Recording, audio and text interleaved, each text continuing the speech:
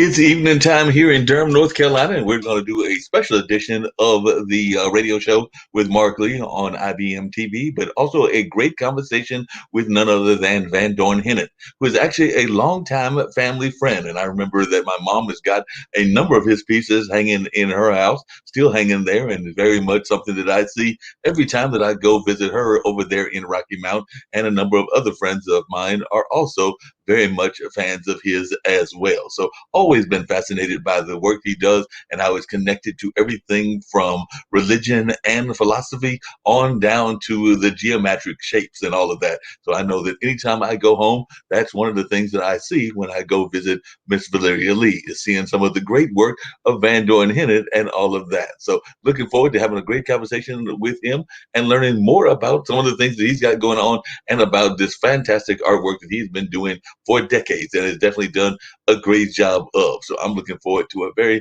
powerful conversation with a longtime friend and a longtime family friend. So without any further ado, let's bring Vandorn Hinnant into the conversation. So how are you doing, Vandorn? So glad to see you. So glad that you're able to have this conversation. I know that me and you and Calvin have been talking about it for a while. And like I was just telling some of our listening audiences, every time that I think of your artwork, I think of the fact that it's hanging up at mom's house, because anytime that I go home, it's right there in the living room and a number of other places in her home. So I know she's got a couple of the geometric pieces and then a couple of other more traditional kind of artwork as well. But definitely, I've always see that artwork whenever I go visit mom in Rocky Mountain. I know she's a big fan of yours, as is several other members of my family as well. Yes. Well, I'm happy that she has that work. She has work that spans quite the length of time: geometric abstractions, organic abstractions, a little bit of everything that I've done in my history. Yeah. Wow. Well, Mark, thank you for inviting me on the show. I'm happy to be here. So let's rock and roll. Let's talk about the geometry. Let's talk about metaphysics, maybe a little bit of physics on the side, some other subjects like consciousness. Yeah. Oh yeah, definitely want to talk about all of that. That's one of the things I've always been curious about is what do you think got you into the whole concept of using geometry as part of your artwork? Because like I said, whenever I think of you, that's the first thing that comes to my mind is the geometric aspects. And a lot of times that's very much of a scientific art aspect. And I know that even my dad, Jim Lee, uses some science in his artwork as well. So I know that there are a number of artists that use science as part of their artwork, but you are one of the premier folks that use math as part of your art and definitely geometry. So I was just wondering, when did you even get this idea in your head that that's what you wanted to do? What's fascinating about my journey is that before 1989, when I met Robert Lee Powell Sr., I was already working with geometry. I had begun working with it after I reintroduced the line into my work in, I think it was 1986, might have been 1986. I had painted with sponges for like 8 years prior to that. And all of my paintings looked like atmospheres. And so I had done this no line in my compositions for like 8 years. And then all of a sudden in 1986, I believe I started reintroducing lines into my work. Then the next thing I know, I'm doing organic abstractions, but they're still geometric. They turn out to be geometric. And then I meet Powell, and Powell's involved with something called sacred geometry. So I started studying under him. The next thing I know, all of my work is becoming regular, symmetrical, two-fold symmetry, three-fold symmetry, four-fold symmetry, on up to 12. So that's what happened. I became hooked. It's like you get introduced to something and it's the nicest tasting piece of pie that you've ever had, and you just keep going back for more. Yeah. So that's it. Yeah, and what drew you into artwork just in general? Because like I said, as long as I've known you, you've always been an artist. But I don't know whether you were an artist as a kid or whether it was something that developed as a adult. Because I do know that there have been a number of artists here in our triangle community that have become artists late in life. But then there are some that it was a natural gift from almost like from birth or at least their teen years. But I don't know enough of your backstory to know whether it's something that happened early or something that happened later. It happened early. I was actually attempting to make artwork when I was 5 years old. In other words, I was looking for an instrument to make marks with because I was trying to record ideas at that early age. Now, a lot of people that know me know that I have this funny story about being born with memory. So I came in the world ready to rock and roll, and as soon as I could start making marks on surfaces, I was going. I was at it. I was in the first grade. Well, no, let's just say fifth grade, fourth grade, fifth grade at school, and teachers had me doing bulletin boards. I was competing with some of my childhood friends in grade school who could draw the best comic book characters. So I had it going on, and I'm one of the few people that actually kept going with it. And so it's been my life's journey. I've never been willing to put the pencil down, and I've never been willing to turn my back on this. I can't even call it a life calling. I'll simply call it a mission, like an assignment. So now I talk about this as actually being my life's assignment, not so much a mission, but well, yeah, mission, assignment, same thing. Yeah, because I know one of the things that I've oftentimes talked about on this platform and everything with a number of folks that fall in the artist realm is even trying to define what is an artist to them. And I'd love to hear Vandorn Hinnant's definition of what art means to him and what it means to be an artist. Because, like I said, I've talked to musicians, I've talked to comedians, I've talked to filmmakers, and they all have different meanings of what it means to be an artist to them. But I'd love to hear your thoughts about what it means to be an artist. Well, my definition takes us back to the word artifact and also back to what the shaman was doing in ancient cultures, where the shaman was serving as a medicine man, providing any type of medicine that could be provided to the people that would help them to reconfigure themselves and to, I guess you might say, return to a state of balance and equilibrium. So my concept of what an artist is at best is someone who brings something to the equation, brings something to the table that is helping to establish balance and equilibrium in the individual's life that is having this experience with whatever the artist or shaman is presenting. So I think of myself as actually more of a shaman-like individual than what we conveniently think of today as an artist. Today, artists are people who make any and everything. I'm quite deliberate, quite intentional in regards to what I'm making. So I'm making artifacts that are, in my mind and in my heart, designed to assist people in establishing more balance and equilibrium in their lives, whether that's at a psychological level, an emotional level, and even physiological. I have a perfect example. There's a person who works in the healing arts that lives in our area who saw one of my images one year on her computer screen and told me that she had a spontaneous healing in her left shoulder. Now, these kinds of things have happened along the way, not just with me, but with other individuals. So if we can create something that can trigger a person's memory and help to establish in their subconscious mind a link to something that we would call a holistic state, then that holistic state can manifest in the body, and we can say that a healing can occur. Now, this brings to mind someone named Stephen Halpern. The government came after him, told him, hey, buddy, you can't use this language associated with your music. He was talking about healing and providing music that was going to be instrumental in helping individuals reestablish a sense of balance and equilibrium. So he had to back down, change all of his labeling and what have you. I have the good fortune of not having had any government official come at me with the conversation, hey, mister, you can't use the word healing in regards to what you do. So I say it, I don't worry about it. If anybody does come knocking at my door, I'll invite them to find someone else to harass, you know. Oh, that makes a lot of sense. And speaking of harassing and everything, I know another thing that I've talked to a number of folks about is the role of artists as activists and as agents of change. And I know that you've actually talked about artists as agents of change. I would actually add to that the role of artists as activists as well. So how important do you think it is for artists to be activists or agents of change? Because you don't always have to be an activist to be an agent of change and vice versa. But what's funny about this question is each one of us in every act is a matter of having an influence upon someone somewhere. So when we become conscious of our actions as being a causative force, then we can answer the question, well, what is right action? How is my action being applied to the plight of humankind? So in my experience, this has been one of the backdrops to my journey for many, many years, maybe decades, asking the question, how do I apply myself in such a way that my aesthetic sensibilities translates into benefiting someone else? So that is an act of activism.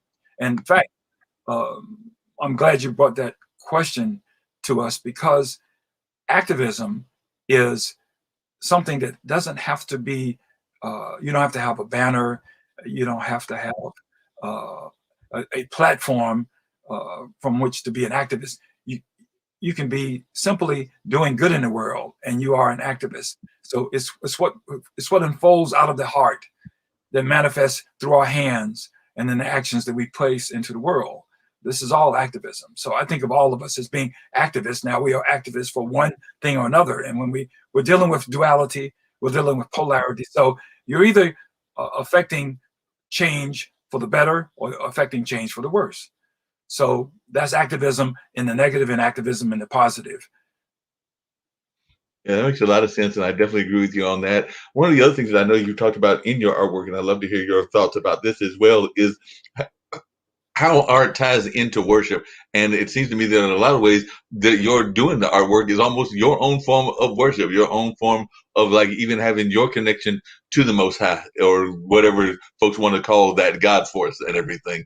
But Yeah, definitely it seems to me like you have made it a mission of your life to actually have the art connect to something that's deeper and beyond you. absolutely. Yes. So in the process of, and I have to use the word, I'll say waking up, in the process of waking up in this dream, it has come to me, it's become clear that every action is a matter of helping myself to wake up and helping others to wake up. So in the process of waking up, it's sort of like a ministry. We can think of it as a ministry. The more I wake up, the more the person next to me wakes up.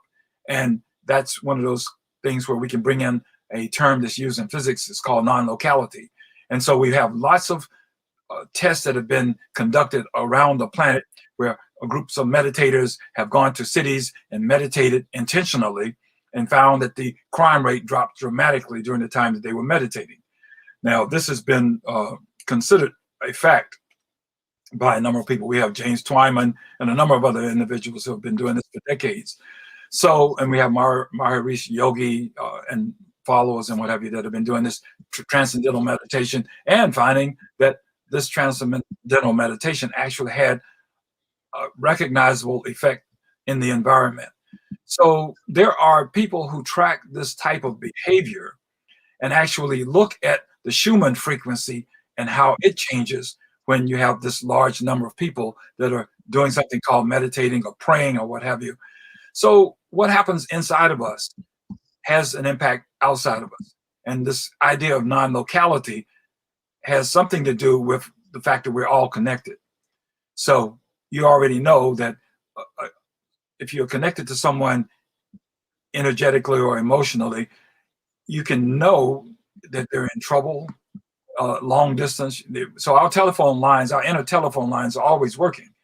And if we take that thought into the question of what are we doing as an individual and what type of activism are we engaged with, we can say that this type of activism, where our thoughts and our feelings are having an impact far and wide, is something to take into serious consideration. And all of us are subject to have, I guess you might say, frustration or fear, at any moment. And those kinds of indulgences are expensive indulgences. They do cost us and they cost others. But we can't think of that in the moment. We're just having a knee-jerk reaction to something. So fear surfaces, terror, hatred, anger, any of those wild emotions that people have experienced forever. All of that factors into the equation. And then there's a balancing point where one can look across the landscape of their experience and say, okay, I went there, own it. And then say, how do I balance the scales? And so how you balance the scales, you go back into a state of prayerfulness or worship or gratitude or appreciation. And those kinds of dynamics inside, once again, they touch any and everyone. So, I have what I'll call prayers, where I will say, I apologize. Please forgive me. I love you. I appreciate you. I respect you. I thank you now. Those are 7 statements that I borrowed from other people and put them together. And so that's my prayer. That is my prayer. And then I've translated it from I to we apologize. Please forgive us. We love you. We appreciate you. We respect you. We thank you now. Those are powerful words with Hmm. powerful force or energy behind them. And they are acts of creation. So that's how I pray. Of course, making art is a prayer. Making art is worship for me, and it always has been. But I had to grow into an awareness of the fact that I was worshiping in the process of making art. So I'm 60. I'm almost 68 now. I'm 67 and some change, and about to turn 68 in March. And so I've had a lot of time to think about what does it mean to be a creative, and what do these acts of creation mean, not just to myself but to others. And when do you think you made that connection between not just religion and art, philosophy and art, but also math and art? Because I know that there was an article that you sent me that was definitely talking about the hidden mathematics and a number of those things. So, at what point in your life do you think you made the connection between all of these elements together? And how did you go about making these connections? Because, like I said before, that's one of the things that has always fascinated me is how you have this kind of overlay of these different philosophies. So a lot of times folks will even try to separate. I sometimes think that our school systems separate them much too much. And that's just my philosophy, that I think that they sometimes need to find a way to integrate them more than they actually do. Yes. Well, the more that we can marry these seemingly disparate disciplines, such as mathematics, uh, poetry, visual art, music. It's funny that we're having this conversation. Today, I reviewed chapter 2 of a book called The Glass Bead Game by Hermann Hesse. And Hermann Hesse was on a spiritual journey all of his life. In fact, he had an encounter with Rudolf Steiner and a number of others during his time.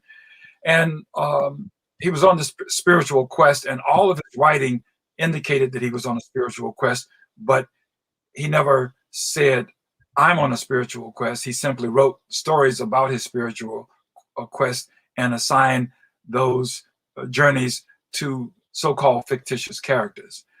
So I entered this relationship with mathematics through geometry. And in 1989, in fact, it was your mother that introduced me to Robert Lee Powell Sr. at the National Black Theater Festival in 1989, that summer. And the next day, I went to a workshop that he was conducting that lasted for 2 days. It was the part A and part B. And after that, I was hooked. And I was hooked simply because I had spent my younger years in, we'll say, drafting courses. I was in the 8th grade doing drafting at junior high school.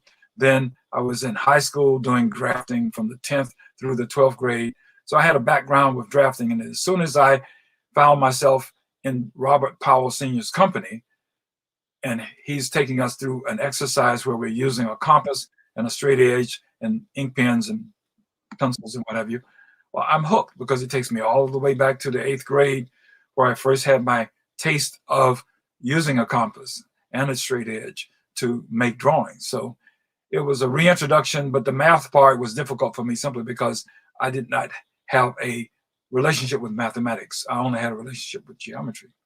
And I have found out since then that a lot of people who have a facility with geometry do not have a facility with mathematics. It is not true across the board. So there's a right hemisphere and a left hemisphere at work in terms of processing data. And it turns out that the right hemisphere of the brain is processing data that has to do with geometry and spatial frequencies and music and what have you. And the left, now I might be wrong about this, and so someone can correct me, but the left hemisphere handles one type of information. It's considered to be the part that has to do with reason, linear thinking, rational and linear thinking. And the right side of the brain has to do with intuition. So my relationship to my mentor, Robert Lee Powell Sr., was that I saw him as a representation of the left hemisphere of the brain, and I saw myself as a representation of the right hemisphere of the brain. So we got along amicably simply because we were like two different sides of a brain working together synergistically. So that relationship lasted for 25 plus years, and I learned a lot about mathematics. In fact, now I can talk just a little bit of math, right? No algebra, and so hopefully that's a meaningful answer to your question. No, that's a very meaningful answer and everything. You also talk about artists as and their intuition and how that plays into your artwork as well. So I was wondering if you could talk about that. And I know that you had an artwork that involved, I believe the gentleman's name was Paul Glee and all of that. So I was actually going to see about bringing one of those images up, and if you could share a little bit about that as well. So definitely that's one of the images that was there involving Paul Glee, and I was wondering if you could talk a little bit about that as well. Right. He did a piece. His name is Paul Clay, and what Paul Clay did is he created what we conveniently call abstractions, and I would call most of them organic abstractions. This particular work of art is a 2019 celebration of the 100-year anniversary of his creating a work of art that was named New Angel, or in his language, it was Angelus Novus. So this particular composition is an organic abstraction, which I've been doing ever since I was a kid. And I've continued to do organic abstractions. And that's sort of like a totally different body of work from the geometric abstractions. So this composition, you see these wing-like strands that are running from the left and the right. And then the central column down the middle represents the body. You have a head there. And then you have these wavy patterns that actually represent the auric field or the energy field of this angelic being. And this is where intuition comes in. All of these works that I create that are considered to be organic abstractions are simply me like doing automatic writing, where I have not necessarily a vision in my conscious mind, but perhaps a vision in my subconscious mind. And the vision comes through, and it's almost like automatic writing. I just do the drawing, and the next thing I say is, wow, this is amazing. I'm excited about this. And I formalize them. I have really dozens of black and white studies that have been done for decades, and only 2 hands full of them have ever been formalized. Yeah. Wow. But that's just one of your artworks. Like I said, you do so many amazing things. And one of the things that I know that this particular network, the International Broadcast Media, has talked about with their founders is the fact that they sometimes think that we are in while we're in the 21st century, we have an 18th century philosophy in the way that we teach education and in the way that we teach about different things, about art and a number of other things. As an artist and as one who is an artist in what I would consider also scientifically grounded art, how do you feel about that? Do you think that we need to do better in terms of even the way that we go about teaching our youth about art? Well, we have some serious problems in what we call education. And if I were to say what I really believe, we would have a number of flags, red flags arise, where people would say, oh God, he's a conspiracy theorist. So let me speak to that briefly. The word conspiracy theory was contrived, or I guess you might say invented in the war room of the CIA, for those who do not know that.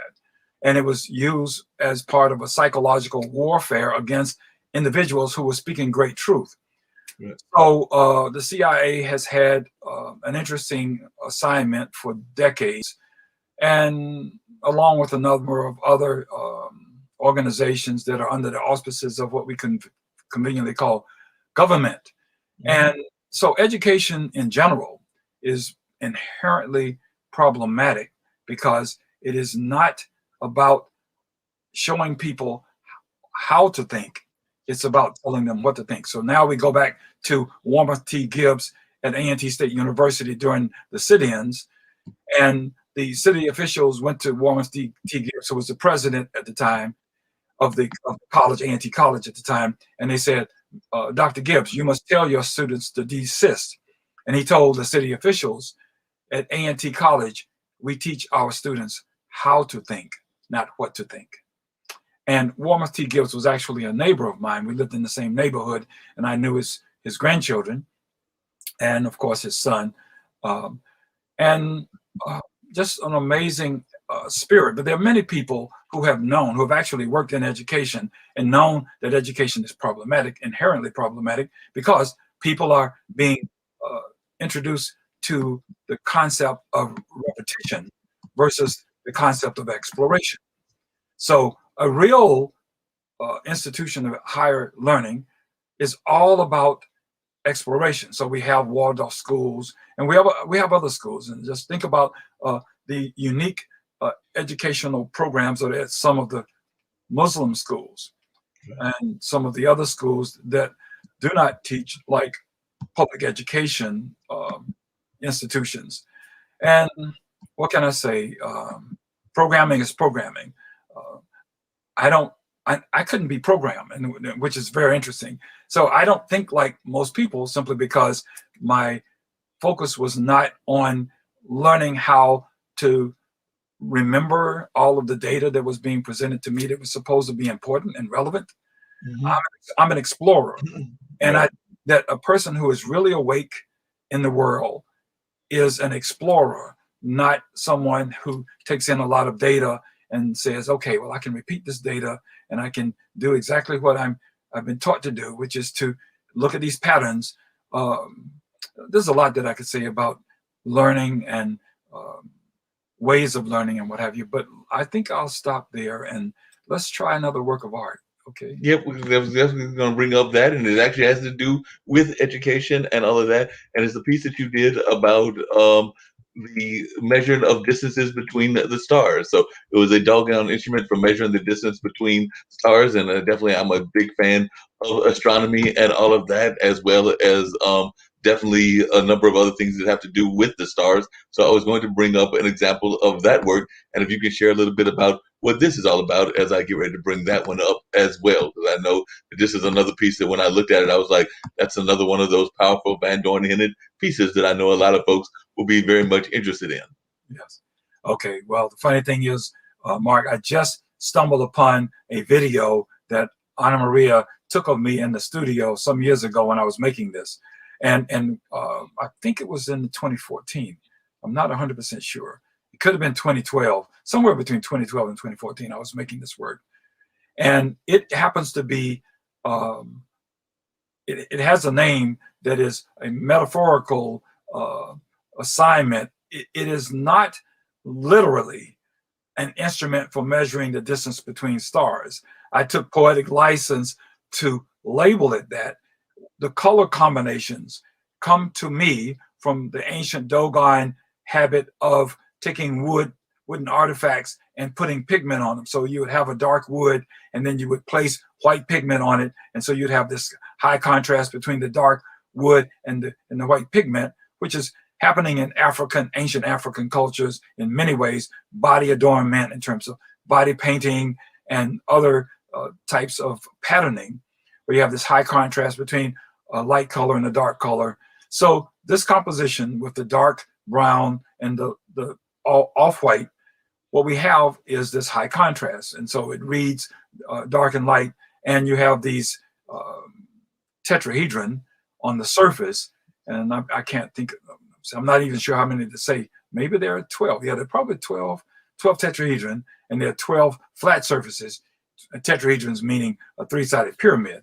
So the idea is that I'm being playful with this title. I'm giving it the name, a Dogon instrument for measuring the distance between stars. Now, what that is designed to do is to stretch the imagination of the individual who's looking at the work of art. That individual looking at the work of art might say, how could this be an instrument to measure the distance between stars? Well, the fact is that it is a container. And on the interior could be anything. There could be scientific tools and devices that we can't see through the surface that could be engaged with or used for measuring the distance between stars. And so it leaves something for the imagination of the witness or the individual to experience and raise questions, come up with answers, stretch their imagination. That's basically the purpose of the not the work of art in of itself, but the purpose of the title. It's just to give Right. an individual an opportunity to become creative. They become co-creative with the artist, and they began to make up stories. You know, we're all making up stories, and the stories that we make up, they either stick or they fall away as something from the past.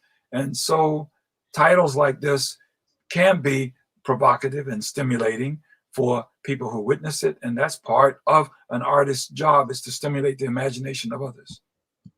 Yeah, definitely. Couldn't agree with you more on that and everything. And there were some other images that went with that whole thing, so they can see other shapes and the other ways that it was Yeah. formed. This great artwork of yours and everything. So definitely, I think you shot it in several different angles and all. So definitely, one of the things I've always been fascinated by the kind of artwork that you do is that some of the more realistic artwork, it's pretty much you know what it is when you see it and everything. Meaning, like if there's a painting of a portrait like of Frederick Douglass, that's going to be Frederick Douglass. The same with the world famous pictures of the apples and the oranges and a number of other things like that. Whereas kind of the artwork that you do is definitely open for interpretation. I mean, there are definitely things that you have in your mind when you create the artwork, but then the audience member or the person that's looking at the artwork may interpret it differently. Your artwork always kind of reminds me of like the ways that we interpret the designs of clouds. Like, you know, I may look at a cloud and see a big ship. Somebody else may look at that same cloud and see a spaceship. And that's the way a lot of artists like you that do these kind of geometrics or abstract art, that's what I always get from them. Would you say that that's kind of the reaction that you usually get from audience members and everything, or do you think that they generally have an idea of what you have in mind when you create the artwork? It would be my suspicion that they have no idea what I'm intending. And so they're, in a manner of speaking, they're left to rely upon their imagination and their creativity, in effect. And so here's where my role as a shaman / artist gets to be exciting. I don't tell people what to think, just like Warren T. Gibbs says about education. We do not teach our students what to think, we teach them how to think. Now, I want to tie that back in, segue back into the geometry, but the idea is that to stimulate the imagination of anyone is probably one of the most noble acts that a person can walk with or articulate. Um, and I say that because everywhere that I find myself moved with emotion and gratitude, it happens to be where I find myself stimulated to go beyond the limits that I was experiencing momentarily or that I had previously experienced. Limits in terms of what I'll call my imagination. So I believe that our imaginations are continuously being stimulated. And as long as we let our hearts guide us in the response, that true response can only result in good. So it's always a question of how is a person's mind configured to receive information, to receive stimulation? What do they do with it? Because if we are walking in fear, then something not so good is going to happen.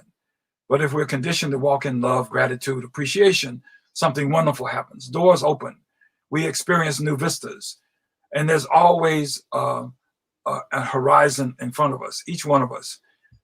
The new, the unexplored, the unexplained, all of that's in front of us. And so life is continuously offering us opportunities to explore the unknown.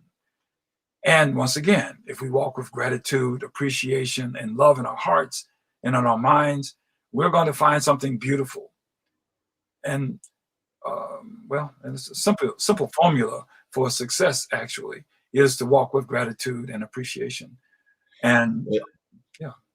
Yeah, that makes a lot of sense, and definitely, I know one of the other things that you've always been a big fan of, and it's one of the things that you share in common with a number of family members and everything, is a love of jazz and a love of music. And I know one of the other pieces that I wanted to have you talk about was the works that you've been doing around Black Notes, which a lot of folks will be knowing that that's about the keys and a number of things like that. So I definitely love to hear you talk about that importance in the story as well, because I definitely think that that's something that a lot of folks will be interested in hearing your thoughts about Black Notes and its connection to the style of artwork that you do and everything. So I'd love to hear you talk about that, and I'll bring up some of those images as well. So, Mark, one of the things that this particular piece is titled "The Black Notes." So the exterior body is black, and the subtitle is "Sometimes Blue."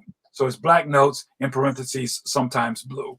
And so the interior, you see this 5-pointed star in the interior, but that's actually a convex area, or is it concave? Concave area.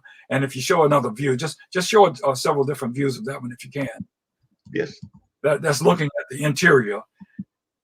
That's looking at it from somewhat of an oblique side view, and that's sort of like an oblique back view. And then that's another oblique front view. So what happens, Mark, is that as soon as you brought the subject of music up, I was reminded of a dream that I shared with Anna Maria. It just happened within the last 24 or 48 hours. And that's another one. And the interior of this one is purple. And that one is titled The Black Notes, and has something to do with purple and a particular note. I don't know if it's F sharp or A flat. I'm really not remembering the subtitle, but it's related to a note that is associated with the color purple. So, and some of us know that the color purple has to do with nobility, but it also has the spiritual dimension of our lives. So it sort of takes our attention towards the metaphysical. And since this is a portal that you're seeing through this form, so it sort of speaks to that portal of consciousness that we're always facing, and that portal of consciousness is within us. And so I want to go back to what happened in this dream. I was actually playing with a few wind instruments, and I was really having a lot of fun with these two individuals in this room, and it was sort of like an accompaniment thing that was going on. And I didn't even have complete instruments. I just had parts of wind instruments that I was playing. And I have a little bit of a background with music. I once had a clarinet when I was a kid, and I told my parents I didn't want a clarinet, I wanted a saxophone. So now I actually have Vernon Pratt's saxophone. Yes, his widow gave it to me when she was still living. And I haven't chosen to learn how to play it, but I pull it out every now and then and make a little noise on it, just to try to seduce myself into giving more time. I don't have the time. So it's going to, oh, excuse me, this thing is trying to fall behind me. Anyway, I'm having to leave the saxophone in the case now. But you said something earlier about music, and now I'm trying to find my way back to it. These two forms, oh yeah, I saw a video of Thelonious Monk playing the keyboards just a few weeks ago, and he was playing a tune, and he was using all of the black notes, and it looked like he did not touch one of the white keys. And I shouldn't say black notes, but the black keys on a piano, which are sharps and flats for someone who knows something about music.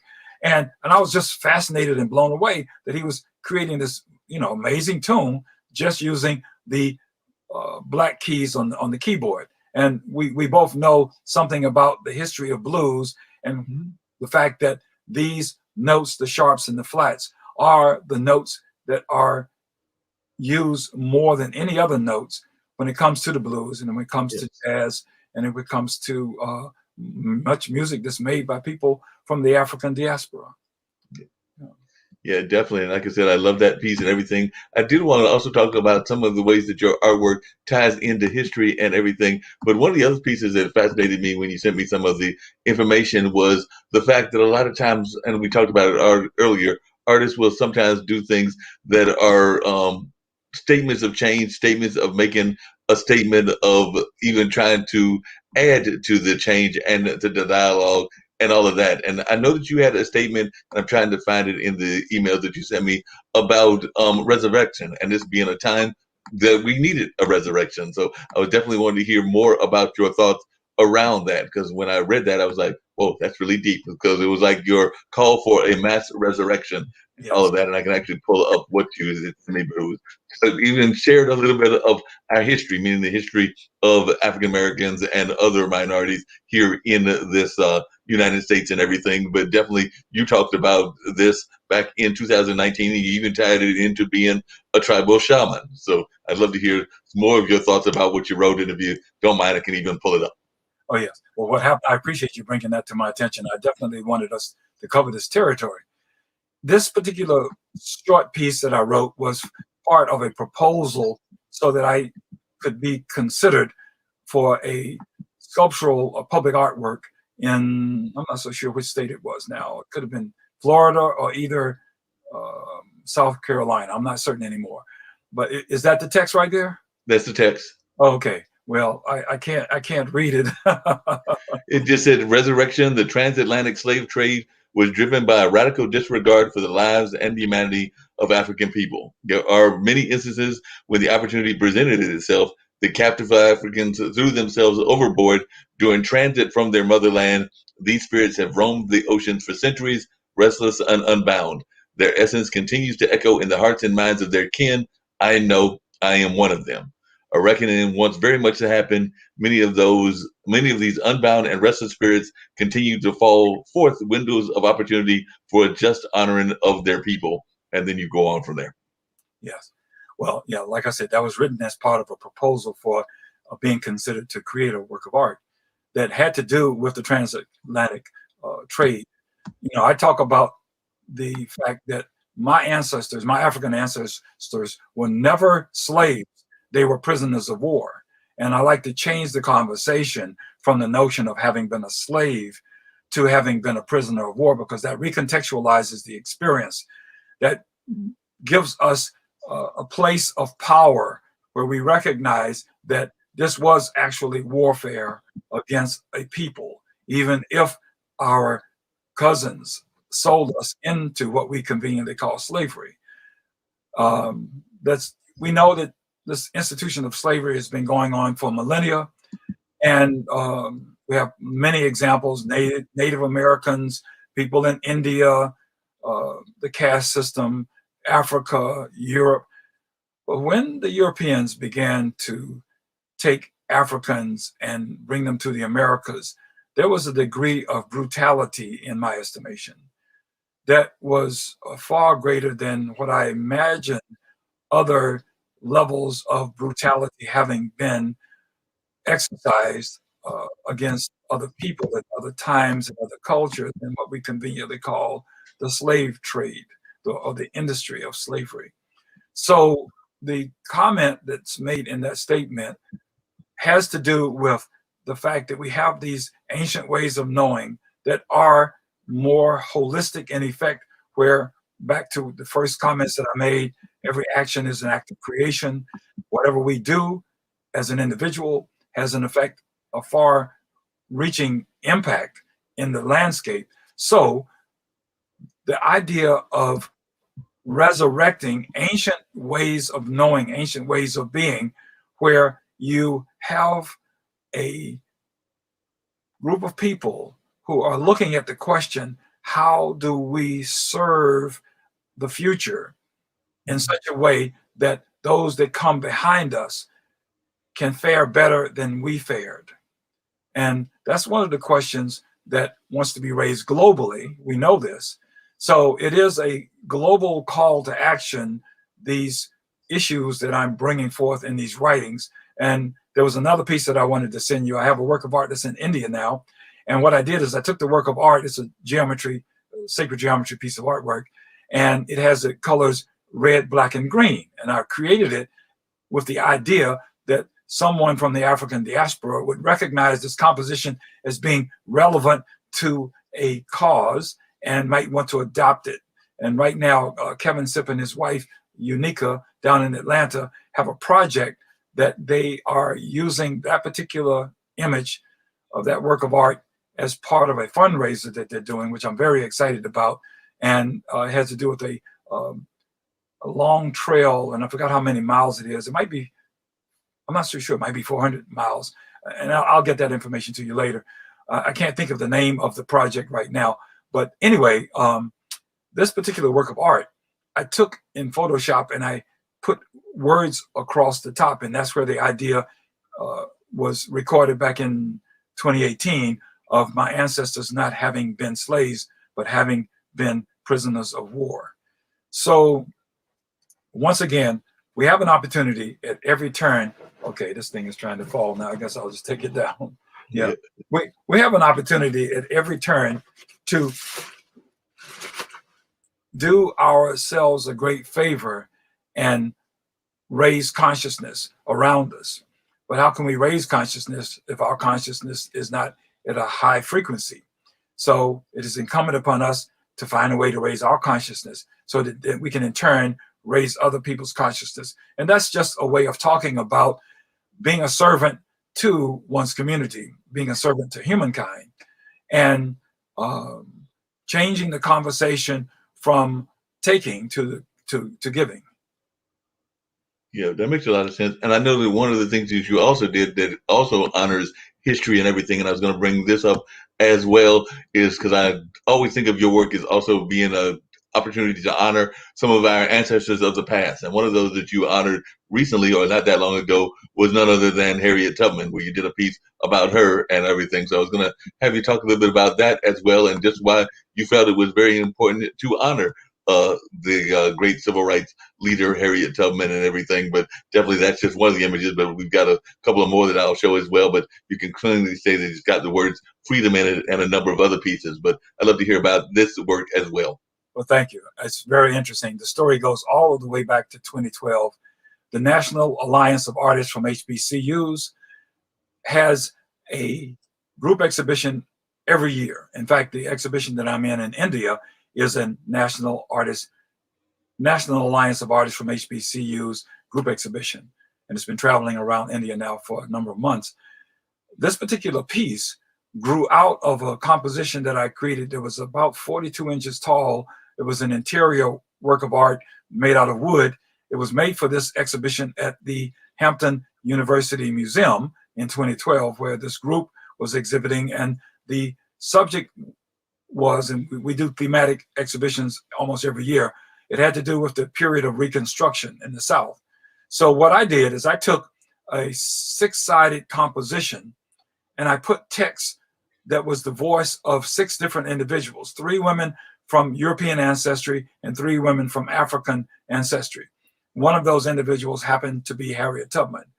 With her words, her most famous quote, I freed, how did she say it? I freed 1,000 slaves. I could have freed more if only they had known they were slaves. And that's a crude paraphrase for the quote. But on the one side of this four-sided pyramid that you see on this image is a quote by Harriet Tubman. And what I did was I began this series with the idea of creating more, paying homage to Martin Luther King Jr., Frederick Douglass, Sojourner Truth, Malcolm X, Marcus Garvey, just about anybody that you can think of as being an historical figure that was a freedom fighter. I was even looking at doing one to pay homage to Nelson Mandela, lots of people, Rosa Parks, just on and on and on. The list goes on. Now, I don't know if I'll get around to doing any of these other sculptures, but right now I have two that are 8.5 to 9 feet tall. This is an homage to Harriet Tubman, the first one. The second one is an homage to Martin Luther King Jr. And so both of those have been realized now, and they're both out in the public. That one right now is at the LeBauer Park in Greensboro, next to the Cultural Arts Center. The other one that pays homage to Martin Luther King Jr. is actually that was at the LeBauer Park right there. That's a visual of it at the LeBauer Park. And it's also designed to be lit from within.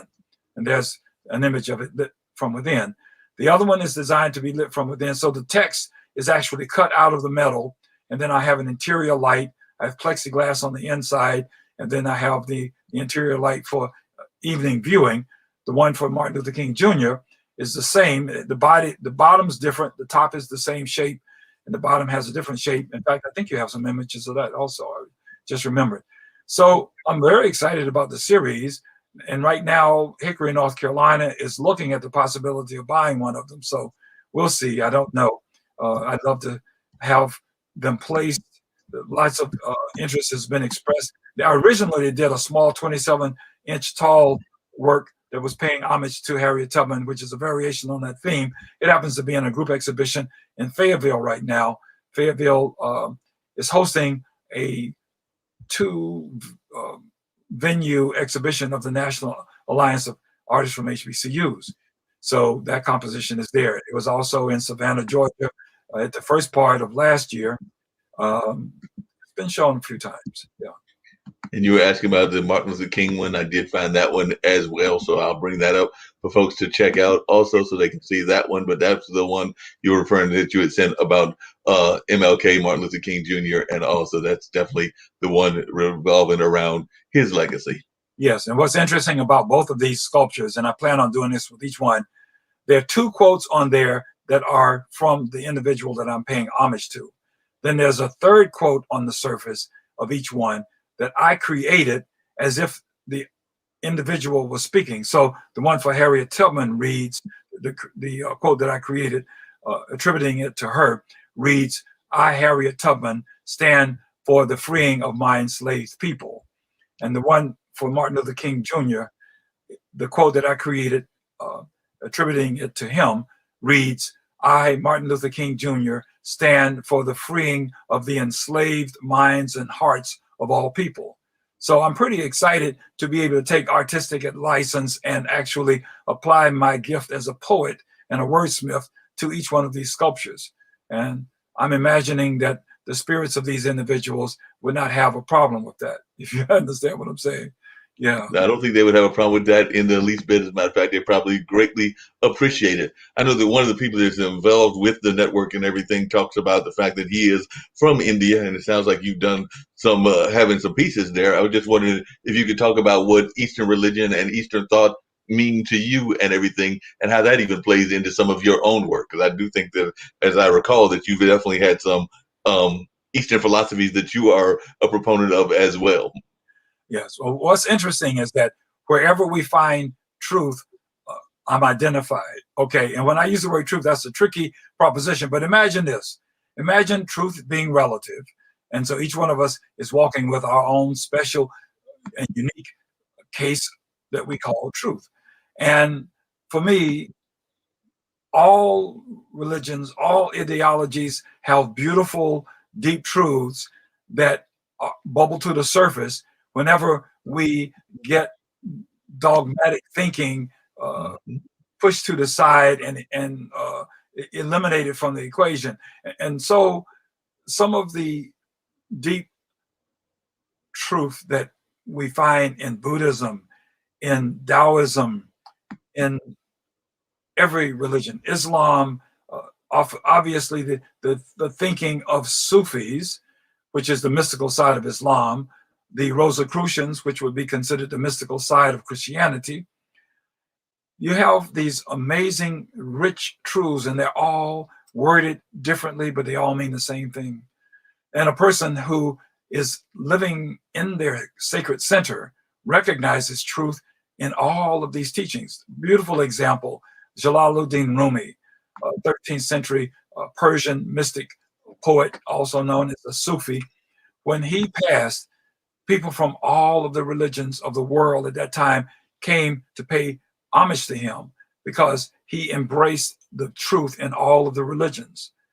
And only in modern times, and I'll use the modern times as meaning the last several hundred years, and I don't know how far back to go, we have found humans using religious ideology to take advantage of situations, to manipulate the masses. And that's one of the most insane acts that can be executed by an individual or a group of individuals to manipulate consciousness towards the ends of gaining some type of control or some type of benefit. We're here to serve and not serve ourselves, but to serve others. And people who walk in service to others, you'll find a certain beauty that emanates from them that can't not be overlooked and cannot be mistaken for anything else. Yeah. I was going to bring up another thing that you did in a city that I know quite well as well, which is Winston-Salem, and that's the Twin City sculptures that you did. But I was wondering if you could also share, because a lot of these things we've been showing have been works of public art, and definitely there is a rise in public art throughout the country, and I would even argue throughout the world. So I'd love to hear your thoughts on the importance of public art and whether you think that enough of the public even knows the great art that is staring at them in the face. Because sometimes I've seen some amazing public art that's out there, and then you see the common person that may not even understand the message behind the artwork. But I was just wondering your thoughts on that, and also if you think we're doing a good enough job with our public art as I bring up the image of Twin City, and if you want to share a little bit about what Twin City is about as well. All right. Well, let me try to address the first part of the question. Right. Public art is capable of serving the purpose of raising consciousness. And for me, if it isn't raising consciousness, then I have a hard time accepting the notion that it is of any benefit or any value. Now, that's all relative again, because everybody's at a different state of consciousness. And so what would raise another's consciousness might appear to be a negative variable or factor in my experience.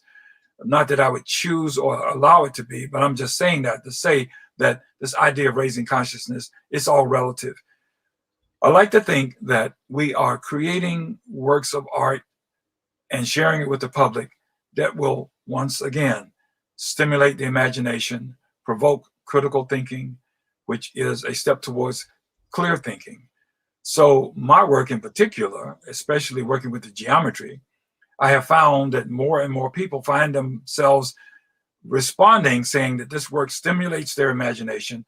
It causes them to raise questions. It causes them to do more associative thinking. And associative thinking is intimately related to critical thinking and clear thinking. So I like the idea of being of service to humankind by way of creating works of art that are stimulating to the mind, to the intellect, and has people asking questions and putting the question before themselves, well, what does this mean?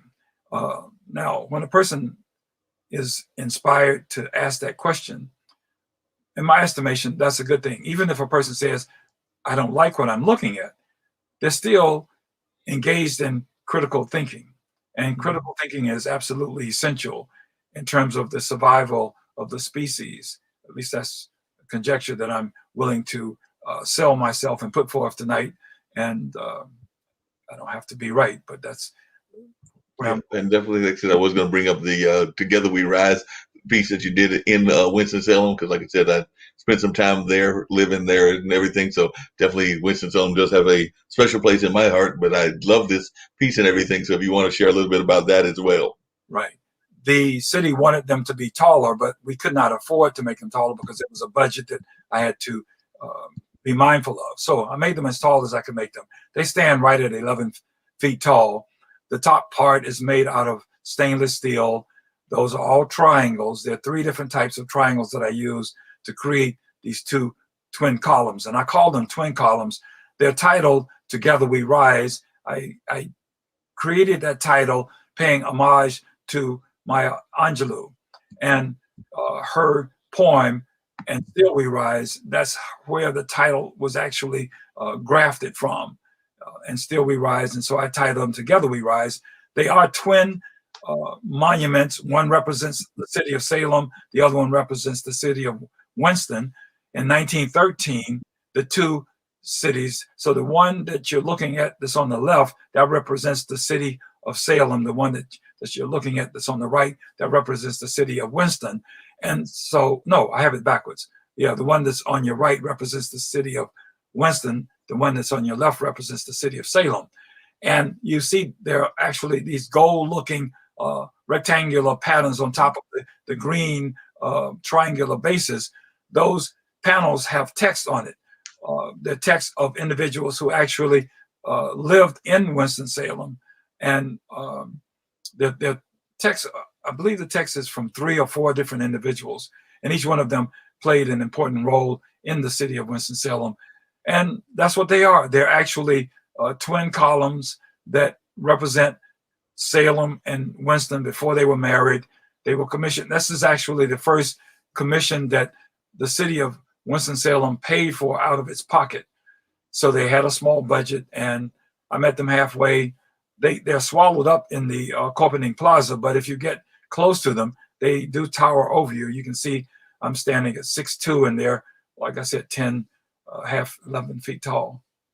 Well, definitely. I know that here in Durham, there was a movement of young folks, and there might have been some folks in their 50s and 40s involved as well. They were trying to make sure that artists actually got their just dues, that they actually got paid, and that they were actually able to live and thrive off of their art and everything of that nature. And I was just wondering, as an artist, what is your thoughts about being a working artist and actually making a living as an artist? Because, like I said, they were trying to get the city to actually create some stipends and things of that nature, and they were going in front of City Hall and were actually having some traction on the notion. And then the pandemic happened, so that kind of stopped whatever movements were going in that direction. But I was just wondering your thoughts about being an artist and trying to survive and thrive as an artist in this day and time that we're in. Well, my contention would be that it has always been difficult for creatives. We have a few down through the ages who have been sponsored, who have had benefactors and what have you. I've had a little sponsorship along the way, which I can't talk about, but I've had some gifts bestowed upon me on a few occasions. And I also think about the fact that my North Carolina Artist Fellowship that I received in 1994, I was just telling someone who works for the International Sculpture Center yesterday on the phone. I was telling the person that the reason that I got that grant that year in my heart, in my mind, is because two African-American women were panelists in terms of the review panel. They could feel the importance of what I was creating as an artist. There really is such a thing as a sense of identification with aesthetic. So we have the aesthetic sensibilities that I was working with during that time. The work that I presented, it was all two-dimensional, but I had two panelists that, once again, were from the African diaspora, and they both stood for me, and I was able to receive a grant. Now, that's only happened once, and it would be great if we could find our way as a collective into an area of respecting the intrinsic value that artists walk with. Most artists want to be of service. Most artists want to do something that is edifying for their contemporaries. This is my contention. I would like to believe that I am right, that I'm speaking truth here. I would like to think that there aren't that many artists out there who feel as though it is their job to hurt someone or to harm someone or to reduce consciousness. I believe that most of us are driven with a desire to serve humankind. So my thought of what a true artist is an individual who walks with that as part of their purpose, is to lift others up, to inspire others, to live by and teach by example. And so the idea of financing artists is a wonderful idea. How can we get there? We have to change our social constructs. We have to change our ideologies. We have to stop believing in some of the notions that are poisoning us at every turn. And those notions having to do with, there's one person over here that's above and a person over there. The caste system in India, I find it a tragedy and a travesty. The caste system in America, I find it a travesty and a tragedy. All caste systems, if I may use that term as an umbrella term, where you have less thans and others, those who are considered to be less deserving than others. All of that needs to be replaced with something that we can do as a collective. We can actually love one another, respect one another, lift one another up. That day is a day that I'm living for. Yeah, that makes a lot of sense and everything. Another thing that your artwork does on a regular basis, just kind of changing the topic just slightly and everything, is I've always been noticing that your artwork also ties into nature, and a lot of times nature plays a part in your artwork. And I was actually pulling up one of the pieces that you sent me, which is actually titled Raven, and is actually showing in what looks like a park and all of that. So I'd love to hear you talk about the importance of nature to your artwork, but also a little bit about this piece entitled Raven, and I will bring an image of that up as well. Raven happens to be a sculpture that stands about 8.5 feet tall, and it's made out of metal. It's made out of aluminum. I titled it Raven simply because it reminded me of a bird figure, and so we would say that this is an abstraction at best. And the form, actually, the middle section of the form is actually modeled on something that's called an icosahedron. The top part, which represents the head of the raven, is modeled on an octahedron. So an octahedron being an 8-sided form made of equilateral triangles. Then there's another view of it. That's at the Piedmont International Airport right now. It's on loan there for a second year. And so you see this figure that looks like a standing figure. It is an abstraction. I call it Raven, once again, simply because it reminds me of a bird, and it's painted, the body is painted black, so I'm calling it a raven. It actually has two holes in it at the top that represent eyes, and those holes have marbles, that glass marbles in them, so you have this sense of eyes in the form. The raven represents the mystical. It represents transformation. It has to do with creativity and the creative forces. And every culture has a story about what the raven means, the symbology, and it's relative to the culture. So I can't speak specifically, but in general, the raven has to do with the mystical dimension of our lives and creativity and transformation. So that's all I can say about that particular Yeah. piece. And what would you tell to the folks that are in a much younger generation, or even those, like I said earlier, that might be starting late in life, maybe they're starting in their 50s, that they want to get involved in this art game? And in a lot of ways, it is a business, it is a game and everything, and all of that. But what kind of advice would you give to folks that want to get involved in the art industry and everything? Well, that takes me back to perhaps almost 4 decades ago, when the question was, if you were to give advice to a group of young people in regards to this question, advising them to pursue the arts, the visual arts in particular, or not, my answer at that particular time was, don't do it unless you cannot not do it. So that question still comes up, and I'm still applying the same answer. Leave it alone unless you find yourself compelled to do it. If there's something that's driving you from deep within your being, that has you living with a burning passion to do something creative, follow that passion, follow that drive, see where it takes you. I would not advise anyone to just take it up as a casual affair or hobby or whatever. Those people, I would ask them to find something else to do, something that really juices them, as people say, really gets them excited. Um, Making things is, there's a responsibility in making something. What we make wants to have serve a purpose. What we make ideally wants to be edifying, if not for ourselves, for others.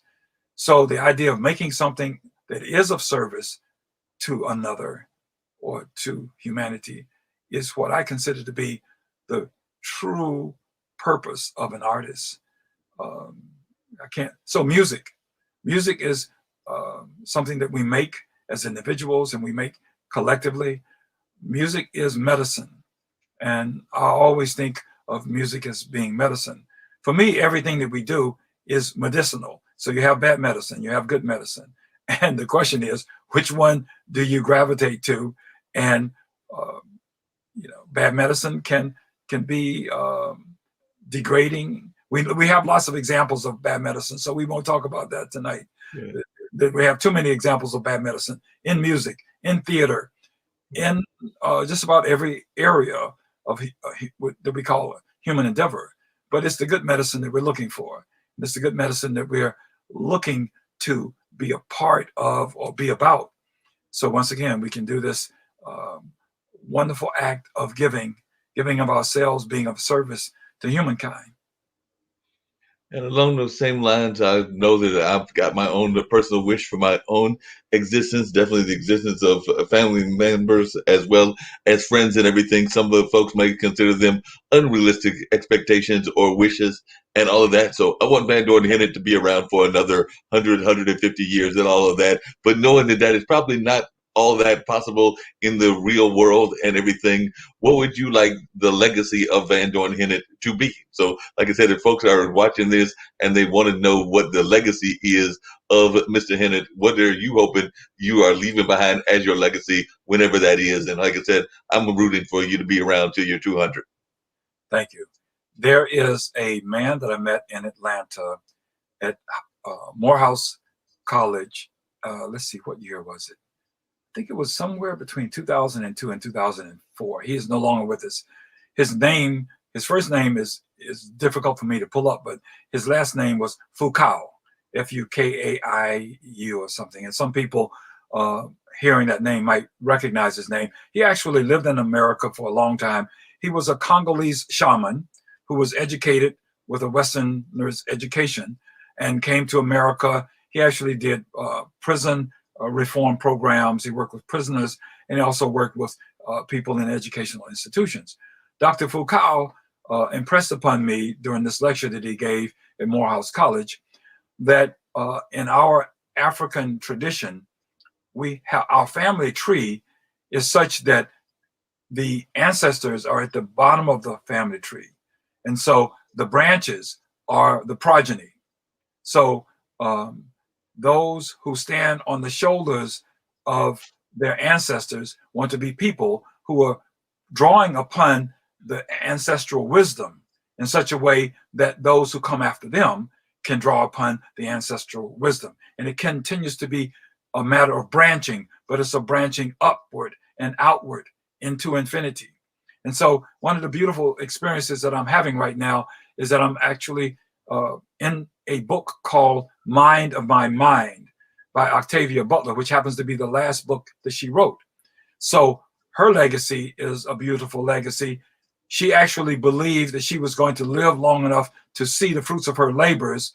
She did not. Her life was cut short by an incident where she was outside and she fell and her skull cracked, and that was it. But what she leaves for us is some really deep thought. The book that I find most intimately connected to Mind of My Mind is a book that she wrote earlier titled Pattern Master. So I've had the experience of reading Pattern Master. I'm perhaps halfway through Mind of My Mind, and I'm looking at this question that you're raising, legacy. Everything that I do that is left behind that I have created has the potential of touching someone else. I may not be there to see how it touches them, but I do know because of experience, and I like to speak to that. I do know because of experience, the incident that I told you about the healthcare practitioner who saw one of my works of art and told me she had a spontaneous healing in her left shoulder. In 1993, I was in Atlanta. I had a solo exhibition at Hammond's House Galleries, the largest piece of artwork in the show. I had a person who sat in the back of the room when I gave a slide lecture after the reception. This woman speaks up and says, when I saw that work of art in the front gallery, I was immediately transported to when I was coming through the birth canal. So the work of art, opened up a portal of memory for her to experience something that she had not even thought about since she was being birthed. And that's related to many other experiences that people have of my work, where they have these mystical or psychological, emotional breakthroughs, physiological transformations. I know that what I'm doing has a profound impact. And so one of the things that I've said is that I'm a messenger, It is never about me. It's always about the message. So I'm simply a guy who came here and agreed to deliver some messages to humankind. And those messages will be left behind. And whoever is to receive those messages, whenever, wherever, that's none of my business. And that's the beauty that I walk with, that I'm not attached to who gets to have this experience when and where. That's none of my business. My business is to manifest these, what we conveniently call works of art, for posterity. And so that would be my legacy. The fact that I came here, I delivered these messages, and I left. Yeah. Interesting you said that because actually I've got a good friend of mine who's a funk musician, and he oftentimes talks about the similar kind of message of wanting to spread messages of spiritual growth and joy and all of that. And definitely he feels that he is even though he doesn't feel he's accomplished it all yet, he feels that he's got a reason for being here on this planet that involves the use of his music to get his message out. And I've heard that from a number of folks. It might be filmmakers, it might be musicians like this particular gentleman, or it might be artists like yourself. So definitely it seems to me that we are all put down here on this earth to have a set mission that is part of our life goal and our life journey and everything. And I guess one of the great things that you have to do is understand what that mission is in your life. And it sounds to me that both you and Zach have found y'all's missions and are trying to make sure that you accomplish them before ending this existence here on this earthly plane. Right. Now, your words remind me of the fact that we encounter people as we are doing our life walk that inspire us. They open up new vistas for us just by being who they are. So we may not know who's watching us or who's listening to us, whose life is touched in such a way that they have a transformative experience. So Jose Arguelles leaves us with a beautiful book titled The Transformative Vision, which I have been heavily identified with as a sort of like a cosmological map. Part of my cosmological map is this idea that what we do is part of a holistic transformative vision that we can't necessarily touch. We can't necessarily see, but we can feel it. And in our hearts and minds, we can know that whatever we're doing has a place, has a time, has a reason. And whatever season this effect manifests, it's beautiful. It's none of our business. Once again, our job is to do what we came to do, to know that we're serving humankind. The very thought of living a life of service is an act of creation. It is like surrendering the ego to something that is greater than the ego. Musicians do it, poets do it, visual artists do it, theologians do it. You know, we have people in every walk of life, medicine, I can't think of the sciences. I mean, look at all of the individuals who, when you read their life story and you see that they were deeply spiritual, even though at the time they would not necessarily appear to be, and they certainly wouldn't necessarily be standing up in the front of an audience saying, "Hey, everybody, you have to get this spiritual message here." It isn't about that. You know, a highly spiritual person never has to talk about spirituality. They never have to talk about religion. They never have to talk about politics. They can just be a living example. And that's the beauty of being an undercover agent. You know, I like to think of myself as an undercover agent, right? So, you know, I walk around and I pretend as though I'm an artist, but in reality, I'm an agent of change. And it's happening. You know, you cannot experience beauty. And that takes us back to nature. You were mentioning nature. Right. Everything that I have created is actually related to nature in the sense that all of the geometry is related to nature. You see all of these beautiful patterns in nature. Every cross section of every piece of vegetation that you could cut is going to have a pattern in it. Watermelon, for example, cantaloupe, do a cross section of it, it has threefold symmetry. Cucumber, threefold symmetry. Yellow squash, threefold symmetry. Green squash, you have 3, 4, and 5-fold symmetry. You have 3, 4, 5-fold symmetry. And red, I might have said the wrong thing. I meant bell peppers. So you have red bell peppers and green bell peppers, but really everything that you can cut and cut a cross section of in nature, you're going to see symmetry. Even in carrots, you'll see sort of like a six-fold symmetry pattern. So, and this has something to do with the way atoms congeal or organize themselves in space. So the double helix, for example, is a pattern that exists simply because these relationships have to be what they are in order for life to exist. So we're carbon-based life forms, and everything congeals in a geometric form. So, and everybody that studies science knows that. So you see the beauty in the artwork only because you're looking at some evidence of a natural order.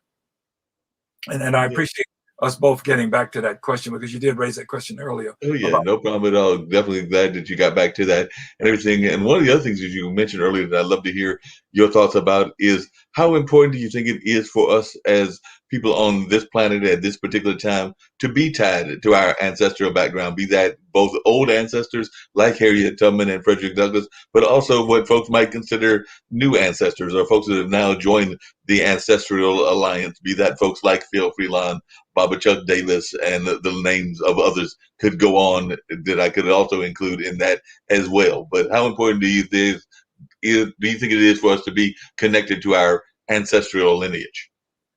All of those that have gone before us are actually still connected to us, and they cannot be removed from the equation.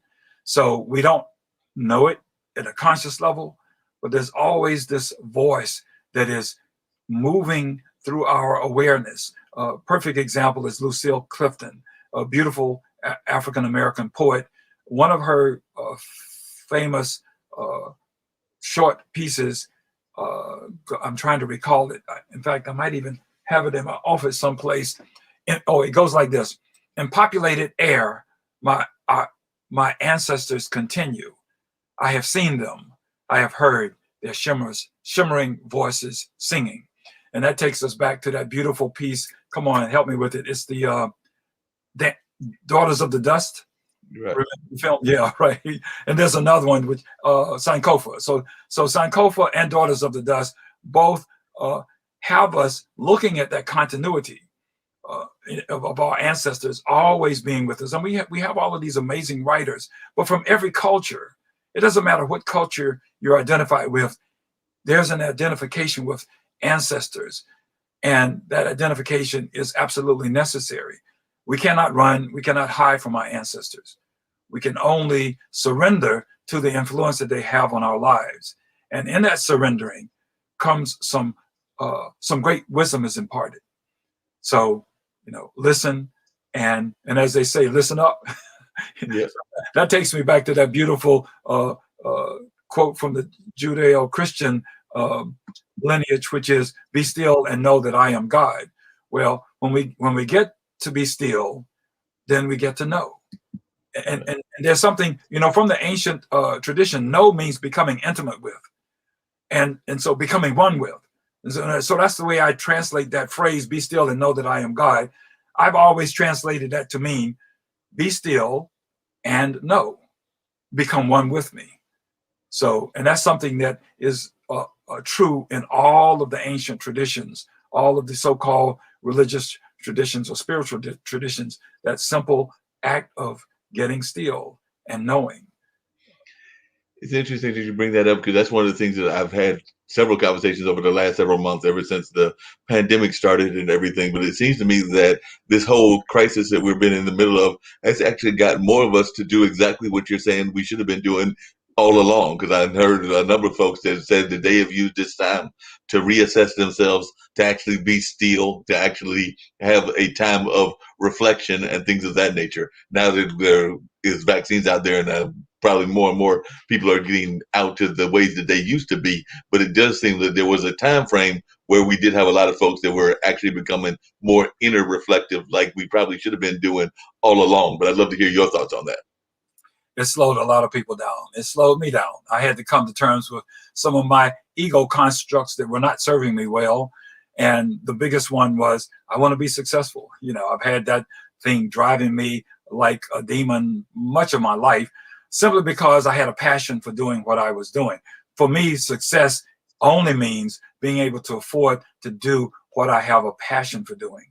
It doesn't have to do with amassing money so much as it has to do with having the resources to do what I find myself passionate about. And so that slowing down, being still, this what I call this global lockdown is given a lot of people a lot of time to stop and listen to that inner voice, to become more acquainted with it, to ask critical questions. What is my purpose? What can I do now? How can I do something that will be to the benefit of others? The question continues to come up. When you get quiet, you're sitting with yourself, and there's this feedback loop between the higher self and the lower self, or what I call the ego self, the pedestrian self, and the higher self, the inner self. So that feedback loop is a state of can be a matter of introspection, reflection, um, and we get to learn some things about ourselves if we can go there.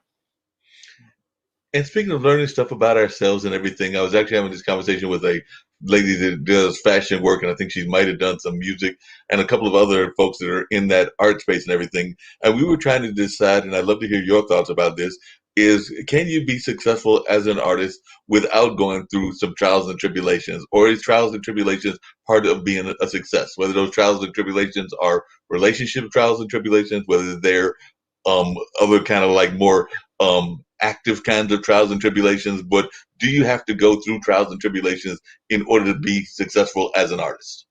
Okay, one of the beautiful stories from my past is the story of the little boy who saw a cocoon, and he said, "I'll open up the cocoon and help the whatever's inside of it come out." So he took some type of instrument, cut the cocoon open, and when the butterfly came out of the cocoon, instead of its wings having been developed, it ended up just basically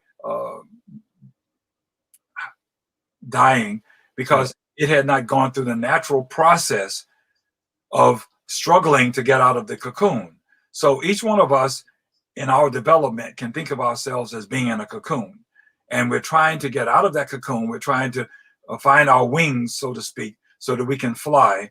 And it is my belief that those trials, tribulations, struggles are absolutely necessary to develop character, to develop strength, so that we can develop perseverance, and we can actually put things into perspective and be able to appreciate the challenges that we went through in order to get where we are going, or where we get to at any particular moment, whatever plateau we find ourselves at in the process. That's all it is. It's a plateau. And we can either go up from there or we can go down from there. But we're always standing at a plateau, at a place where, once again, we can go higher or we can go lower, or have greater success or less success. And that's always a matter of, well, what is our life's journey supposed to be about? It is supposed to be about what it is about. We're always learning, but those trials and tribulations are absolutely necessary for me, in my estimation, and I don't see how we can grow without them. I would definitely agree with you on that. I definitely think that it's stuff that we have to go through, whether, like I said, whether it's a relationship, whether it's family, or whether it's a number of other kinds of trials and tribulations. I know I've even gone through some in the work environment and all of that. One of the other things I was talking to somebody about earlier and everything, and I'd love to hear your thoughts about this, is, and you had actually mentioned this earlier about having that passion for the art and needing to have that drive to do the art. But we do find a number of artists that have that passion, but they also feel that they have to have the proverbial day job in order to survive, because they're not able to make enough money off of their art and everything along that line. So, what is your advice to those that feel that they almost have to go into, say, being an Uber driver, or a working at a restaurant, or some other kind of job that puts money in their pocket, when their real passion is doing their artwork? Right. Well, I had to work most of my life. There are a few short moments of my walk where I was actually able to support myself with my art. And those, I never took a look at it and answered the question, well, how many years did I do this? In fact, that still is not relevant. But did just about anything that I had to do to make it possible for me to do my art. So there's no reason for anyone to uh, feel ashamed of having to do what's called a day job or a night job to support their uh, whatever area that whatever type of creativity that they're engaged with, whether it's visual, whether it's musical or anything else. There's really no reason to think of a job as being an impediment. Uh, be grateful to have a way to support our experience as an artist. Gratitude can open some doors for people. Just a practice of gratitude. Lots of people know this, not enough people know it. To do gratitude journaling, to have an appreciation for the trials and tribulations, for the obstacles, for the roadblocks. Those kinds of thinking actually changes, it transforms the experience, turns it into something different. Yeah, that makes a lot of sense. What is something that in your 60 plus years of living, almost 70 of living, that you have not done in the art world that you wish you had done? I know you mentioned music, and I know you've done definitely sculptures, you've done the geometric artwork, you've done a number of other styles of art. But what is something that if you could turn back the times of the clock and everything and go back and do that you would do that you haven't done? Well, there's only one thing that I found myself wanting to do as a young man, and that was to go to Europe and study with and work for Henry Moore. Now, that wasn't necessary for me to do, but I simply had a strong identification with organic abstractions. And I found Henry Moore, Barbara Hepworth, Jean Hans Arp, and a number of others uh, being sources of inspiration for me. There was a time, I think it was back in 2004, I went with Anna Maria to Asheville, and Stephen Simon was giving a workshop. Stephen Simon directed the film that Christopher Reeve starred in, titled Somewhere in Time, and then he directed this other amazing film that Cuba, what's his name? Cuba Gooding Jr. or Cuba Gooding Sr.? Cuba Gooding Jr., Robin Williams. They starred in this other film that the name is eluding me right now. But anyway, Stephen Simon directed that film. I think that was the last film that he directed. Anyway, then he went on to do something called Spiritual Cinema Circle. So while he was doing Spiritual Cinema Circle, I go to with Anna Maria to Asheville, and he sees me and he hears me speak, and I'm at this workshop that he's conducting, and he asked me to come to Portland, Oregon, to try out for a part in a movie. And I said, okay, I'll come. He wanted me to be in the part. He wanted the part to be mine so bad that he gave me 2 auditions. I failed miserably twice. Now, people don't know this, but at the time, my cousin Myrna Lee was married to Morgan. And so Myrna and family said, well, we can get you some coaching. I didn't have time for it. I was busy caring for my mother. I did not have a desire to be in theater. I did not have a desire to be in films. I was simply going to do it because in my mind, it was going to be a way to some money to support my habit as an artist. So it wasn't like, oh, I want to be an actor on stage. No, it was simply, oh, let me go try this. Maybe I can get the part. Maybe that can be a segue into some money. I was always looking for a way to support my life as an artist, a visual artist, only as a visual artist. I love music. I would love to have been a musician. I'm glad that I wasn't. Too many pitfalls. Look at all the amazing musicians. I have a dear friend, Carlos Morales, who's now deceased. He played with a number of groups that you might know about. I can't even think of the names of them now. Chocolate Funk, a number of other groups. Then he went on to perform with Julian Lennon. He claims that Julian Lennon got his platinum album because of him. True or false, I don't know. But anyway, the problem of becoming addicted to mind-altering substances as a musician is perhaps more problematic than it is for a visual artist, because a lot of visual artists are working. It's a solo flight, but in music, you're generally hanging out performing with others, and there's almost always some type of what we conveniently call substance abuse going on. So I am very happy and relieved that I did not become a professional musician. For that very reason, the seduction would have been there. And as we both know, these seductions are not always easy to walk away from. Yeah, that's very true. What are some of the things about being an artist that are the negative aspects of being an artist? I know you love being an artist, you love all the works that you do and everything, but what do you consider a negative aspect of being an artist? Well, simply not being financed, not being understood in one's time. So not being financed, not being understood in one's time, it's the same thing. The money isn't there for the support.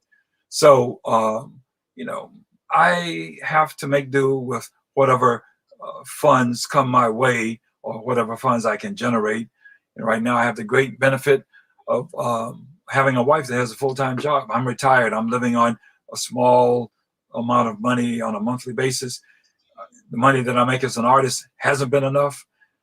That may change any moment. I'm looking for it to change. I'm working for it to change, and I'm ready for it to change. And so, the pitfalls have to do with not having enough money to finance doing what one loves to do. And in my case, I love to create these things that we call artwork. And once again, it always circles back to what benefit to others is the work. So this reminds me of Hilma af Klint. Hilma af Klint, now who's come to the recognition of people around the planet, she and I both have a lot in common, and that is that we were born ahead of our time.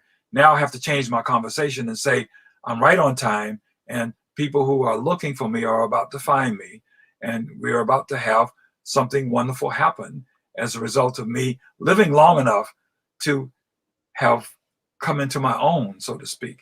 And one of my mentors who is deceased, he was my first surrogate father, Calvin Harris, originally from Winston-Salem. He used to always say, live long enough and have your health so that when you come into your own, when your art is finally recognized for as being valuable or being relevant, you can benefit from it. So, I'm hanging out for that. Yeah. Definitely sounds like you're doing great in that sense and everything. Speaking of art and hanging out into the art world and everything, I know one of the conversations I've had with a number of folks, and even had one a couple of times with my dad about this, and I'm sure that you've had this philosophy as well, is that too often I think that society in general doesn't want to give art their just dues. And we're talking about that even in terms of like the money and everything. And oftentimes they'll want even businesses that can't afford the art to have the artists display their work for little to nothing. And I was just wondering your thoughts about how you even cope with that, because it is an art business, and just like it's show business. And a lot of times I find that a number of our folks that are in the arts don't pay enough attention to the business side. That's one of the things I can say honestly about both you and my dad, is that y'all are masters at the business side. But a number of folks that are even in your same age ranges don't necessarily do that. And we won't even talk about the younger folks. But I was just wondering your thoughts about those folks that are oftentimes trying to exploit the artist. Well, there are takers and there are givers. That's what I call them. I delineate between the takers and the givers. The givers are people who have big hearts, who are here to serve. The takers are maybe they don't have a heart at all. They're busy looking for somebody that they can rob or take advantage of. I try not to think about them. I don't give them any power by thinking about them. I leave them where I find them, and that's good. These challenges that we live in regards to a lack of appreciation and respect for creatives in general, has a lot to do with what I call distortions in consciousness. So we're living a lot of mass distortions where our priorities are such that we don't realize that to serve is the ideal way to walk in the world. To be of service to others is the ideal way to walk in the world. If more of us realize that that's where the beauty is, in service to others, we would see a completely different structure, a completely different social structure. So your reference to what I call the takers, those individuals are like vampires in essence. They're looking to feed on someone else. And once again, our job is to starve them. and to not give them any attention, to not think about them, to not support them in their efforts to take from others or to feed on others. If we were to reacquaint ourselves with having a love affair with living, a love affair with living, loving, giving, when we focus on that, that's part of the transformative vision that I was talking about earlier. The more of us that do that, the more people will be inspired to do it, the more people will be inclined to do it. We're talking about a thought form that has a power to reach through walls and across any imaginary border, because our thoughts are things, they're acts of creation. So when we think about giving and sharing and illuminating others' paths, that is an act that actually reaches out beyond our skin encapsulated egos and touches others. So each one of us are broadcasting a signal. Whatever signal that we're broadcasting is being picked up, because everything is happening simultaneously. All thoughts and feelings are happening simultaneously. So the more we think loving thoughts and acts of caring and acts of supporting and lifting others up, the more that takes hold in the world, and the more people will find themselves inspired to do the same. That's really what the call to action today is, to realize that our thoughts are acts of creation and that we can inspire others just by thinking inspired thoughts, thinking of sharing, having a desire to share. Those 7 statements that I spoke earlier: we apologize, please forgive us, we love you, we appreciate you, we respect you, we thank you now. Those are statements that have to do with healing. Those are statements that have to do with going across the timeline, addressing what we conveniently call wrong. That's a curious term that may not be a just term to use, but we use it anyway. We use, left and right. We use right and wrong. We use good and evil. All of those polarity, consciousness thoughts, they're real and they're relevant, but we can find our way to a middle ground where we realize that the way to walk in the world is to not necessarily be for or against, but to simply know that we can serve to raise consciousness, to bring more beauty in the world. And we can do it without pushing agendas or beating people over the heads with ideas about what is right and what's wrong. Yeah, that makes a lot of sense. As you were saying that, I was thinking about the kind of pull and push relationship that sometimes art and art administrators have, particularly in our community and all of that. And sometimes I think that it's a pull and push that doesn't need to necessarily exist as much as it does exist. And that sometimes on both sides, it needs to be working together and less working apart. Because sometimes I think that sometimes the art administrators have their pet artists, and sometimes I think that the artists have their pet art organizations. But I was just wondering your thoughts on that. Well, I have suffered the conditions that you're speaking of, where groups, individuals in groups, they have ideologies that they walk with. They have concepts about what's desirable and what's undesirable. And so what we have here is a situation where at any particular time on the timeline, certain art forms, certain ways of thinking about the creative response are going to be supported or not supported. So I have found less support as I have walked forward in time. And I have to be okay with that. And simply because I know that the people who are power brokers have ideologies that they're working with. They have concepts that they're working with. Those ideologies and concepts are not necessarily in alignment with the ideologies and concepts that I walk with. So my aesthetic sensibilities won't necessarily speak to them. The aesthetic sensibilities that other individuals are walking with that do speak to them, I have to accept that, because there's absolutely nothing I can do about it. And the best that I can do is to keep forging ahead, keep believing in the process of delivering something of value to someone, somewhere on the timeline, and attempting to support that process of creativity, regardless of how little financing I find in the public arena. And I really have found very little financing to date, which is, once again, it's okay, because it isn't my place to judge that. I can acknowledge it what it is, and perceive it as I perceive it. I can be wrong in terms of my perception. There's such a thing as timing. And so if everything is in divine timing, then the divine timing where whatever I have created or whatever I am creating will be seen and experienced as relevant. If it comes down the road while I'm here or after I'm gone, that has to be okay with me, you see? So this idea of municipalities saying yay or nay to someone's aesthetic, it is what it is. There's no way around it, because, once again, we're talking about reality being concept driven, and individuals who have certain thoughts, who are in power, in places of power, they make the calls.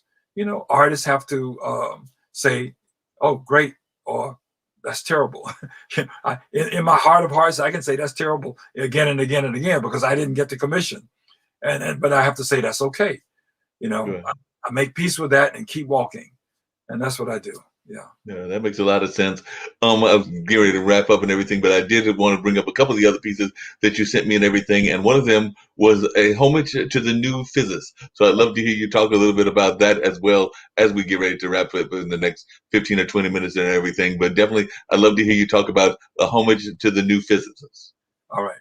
Well, that particular piece, and let's go ahead and get to that. So that's like a top front view, and it's made out of cast iron and Cortian steel.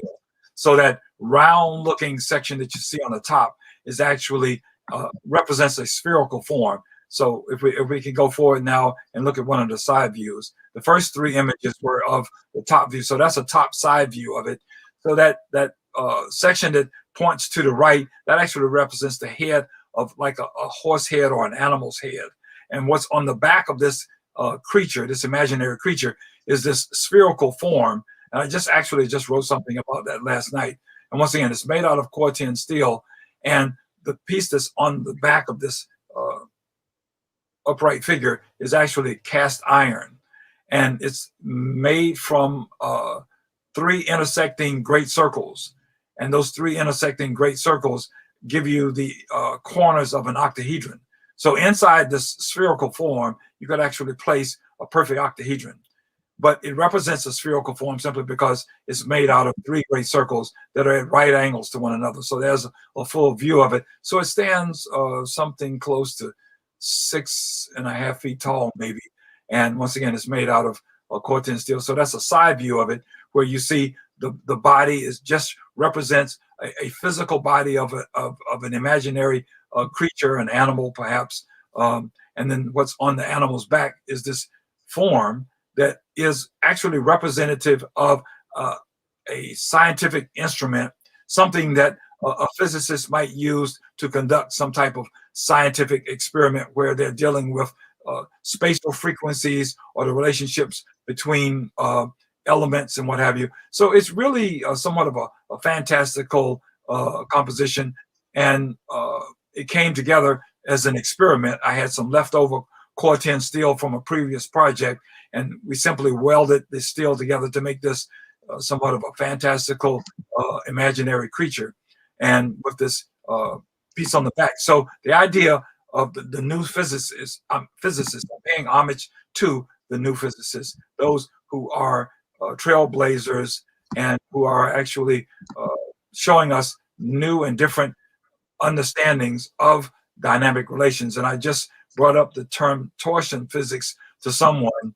I won't talk too much about torsion physics on this interview, but I'll simply say that torsion physics is really where it's at. Just like the electric universe theory, where we have plasma that has to do with everything. We talk about one of my friends whose last name is Lee, Mark. His name is Clinton Lee. We were talking on the phone just a few nights ago. Clinton is a retired professor from A&T State University. So we were talking about plasma, and he was talking about how, we have plasma that's emanating from our bodies. We can't see it with our physical eyes because our eyes aren't tuned to those frequencies.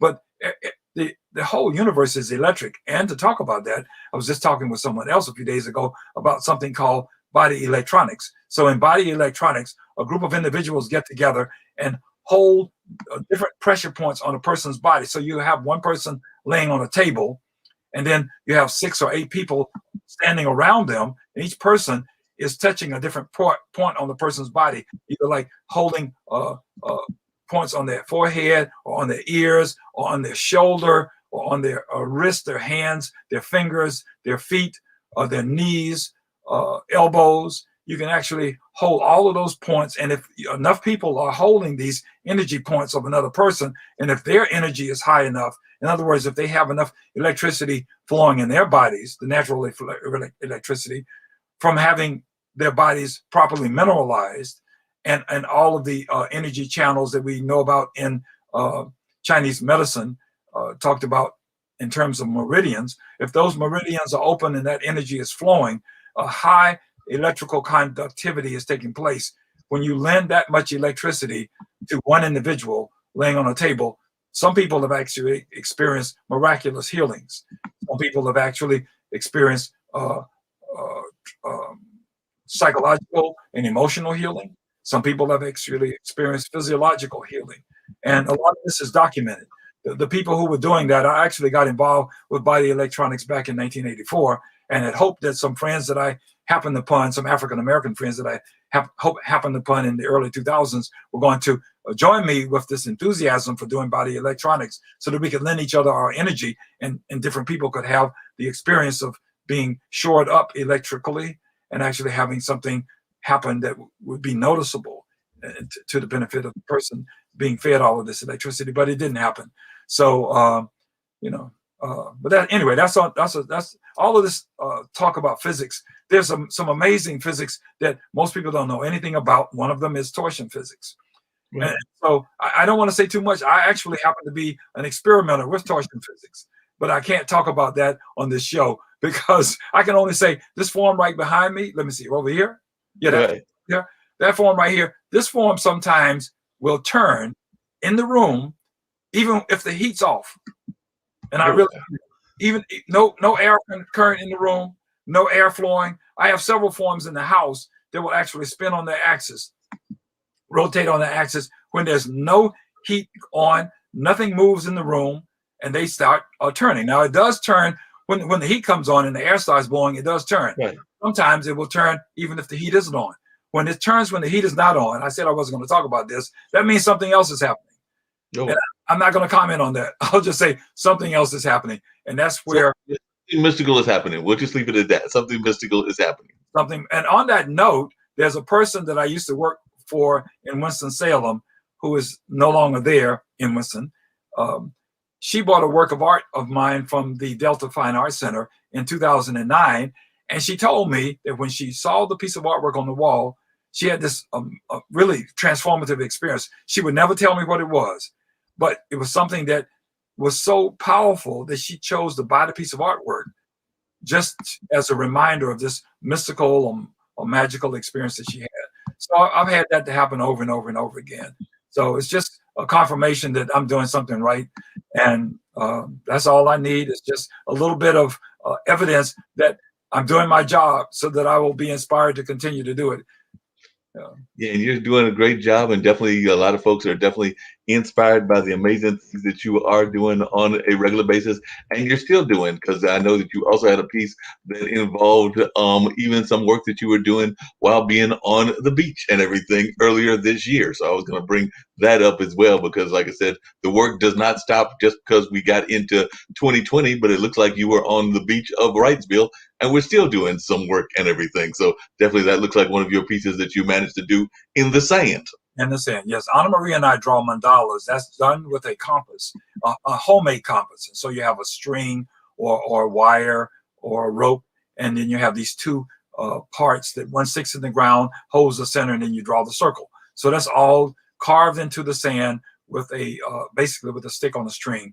And that's I don't know how many circles that is, but we've been doing this for 5 or 6 years now, and we love doing it. And that's an aerial view taken from a hotel room. Somebody actually came down on the beach while we were doing that and said, "Hey, I took this photograph. Do you want it?" And they transferred it to us. So that's one of the rare moments when someone took an aerial view. a more aerial view, but most of the time we take a view of it just from standing a number of feet away from it. We've done some that were like 30 some circles. Yeah, I think the biggest one that we did might have been 34 circles. We've done 6 circle mandalas, 19 circle mandalas, and like I said, maybe up to 30 some circles. And they're all unique. And one of the things that we enjoy experiencing, even if it is a fiction in our minds, sometimes we see dolphins that show up along the edge of the water, and we suggest to ourselves they're coming to cheer us on. So that could be fact or fiction. We don't know. I will say this much for those forms, that it is said that a two-dimensional pattern actually has a corresponding three-dimensional energetic field that it creates. So these mandalas that are in the second dimension are actually said to actually have a three-dimensional corresponding energetic field that is generated. So whether that's fact or fiction, I can't say, but that would actually perhaps fall under the subject of torsion physics also. Yeah, that would definitely fall within that idea and everything. I was actually going to bring up a greater view, because that's actually, I guess, a closer up view of that same picture and everything. And it says, we need yes, love, and some of the other words that are said on there as well. So all we need is yes, love. And I believe that was the words from a rock song, if I remember correctly. All we need is love. That was John Lennon. Those were the words that he spoke in a song. And that one says, love is all we need. Yes. And so those words are around the circle. I might have had 6 circles. Let me see. Love is all we need. Yes. And so it's six words around the circle, starting over on the left-hand side, love. And then the next word is all we need. And then you see the word yes. And that's it. Just 6 words. I work with 6-word phrases, and that's a whole nother story, where I work with 6-word phrases on something that are called kaleidocycles and hexaflexagons. Kaleidocycles are actually two-dimensional puzzles where you actually have 3 or more solutions when you fold the form. And then the kaleidocycle has, I think, maybe 4 different solutions also. But they're made out, it's like 6 tetrahedrons that are connected to each other. And so I've been playing with those things for maybe since 2014, to be exact. Yeah. Wow. Yeah. So playing with those. And getting a lot of great reactions from those and everything. I think you also had sent me a piece that you had done earlier in the latter part of last year, and I was going to bring that up as well, because I believe it was one that was from December of 2020. And of course, we know that we're in the middle of 2021. But as I find those to bring up and everything, what are some of the new pieces that you're working on, and what are some of the things that you need from the world of fandom, or the world of your fans and everything? Because I know definitely you need people to buy the artwork, and you definitely need probably more commissions and all of that. But what are some of the other things that you are looking forward to having in your art space? Well, I did apply for a Guggenheim Fellowship, so I'm looking for a yes from them. Not that I expect to have one, but I would love to have that experience. That particular piece, that's the piece that the healthcare practitioner told me that she saw that on her computer screen and had a spontaneous healing in her left shoulder. That particular piece is titled A Light from Circle Island. It happens to be out in California right now. It is made up of more circles than I can even remember. But I'm trying to get back to your question. One of the things that I'm looking for is the possibility of either having an art rep or a gallery that says, we can sell this man's work, or we can place this person's work. So selling, that's a term that you have to use, but the idea of placing the work in collections. I've had a number of people who call themselves collectors who have suggested to themselves that they are interested in my work. They haven't purchased it. That's okay. It might not fit for them. That's perfect. But I am actively seeking representation. So I'm doing what I can to put the information out there in the world so that people can see my work, so that someone that has a gallery or either an artist rep or representative can say, yes, we know who's looking for this work. And I've had a few people to come to me in 2020 and even in 2021 saying, well, my clients might be interested in your work. Nothing's happened yet, but something could happen. So I'm open, I'm ready, and just waiting for it to happen. hopefully that'll be coming and everything. You had also sent me, and I'm not sure what this all involves, but you'll have to tell me, and then I'll bring it up. And you had sent a video, which is actually a funkadelic song, and I was trying to figure out what that had to do with your artwork. Well, wait a minute. Which funkadelic song was that? Was that the one about free your Free yeah your mind. free your mind? Right. Well, Mark, do you have the image that went with that? Because I'm not. I journal every day, and my way of journaling is to write something and send it out as something called a source file. Right. So what's the image that goes with that particular piece? I'm going to bring it up right now, and that's the image of the young lady, and she's got her hands waving and everything. But that's the Oh no, image on the no, that's the song, right? That's from right. the album cover. No, but I'm just saying, what's the was there an image Oh, that? yes, there was an image that was actually tied in to the image that we were talking about with the healing artwork. Oh, that. Okay, super. Okay, so when I say free your mind and your rear end will follow, the kingdom of heaven is within. What that has to do with, that's a declarative statement that was used by Funkadelic back in 1971. I'm not so sure if that's the correct year. Anyway, one of my dear friends, Frank Woods, he was a Funkadelic fan, probably still is.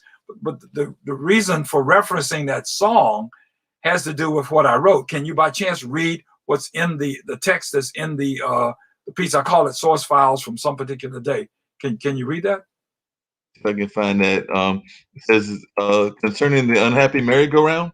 Yes. Yes. Let me see. Well, I can read it out. It says concerning the unhappy merry-go-round upon which some ride, and actually I'll bring. Yeah, that's got it up there. The old axiom where thought goes, body must follow, wants to be read metaphorically here.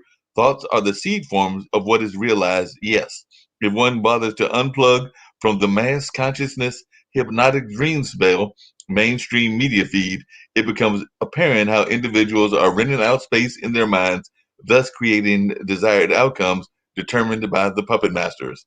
In closing, an old refrain from a once popular song surfaces: free your mind and your eyes will follow. The kingdom of heaven is within. Right. Funkadelics 1970. Right. So that is one of my more pointed declarative statements that I have made. I am of the opinion that many people are renting out a tremendous amount of space in their minds, including their hearts. So the heart is not separate from the mind in my estimation. So people are being hypnotized into and seduced, in essence, into believing things that are not true, false evidence appearing real, fake news, et cetera, et cetera, et cetera. When I was, Mark, when I was somewhere between 16 and 17, I read a book titled, um, give me a second.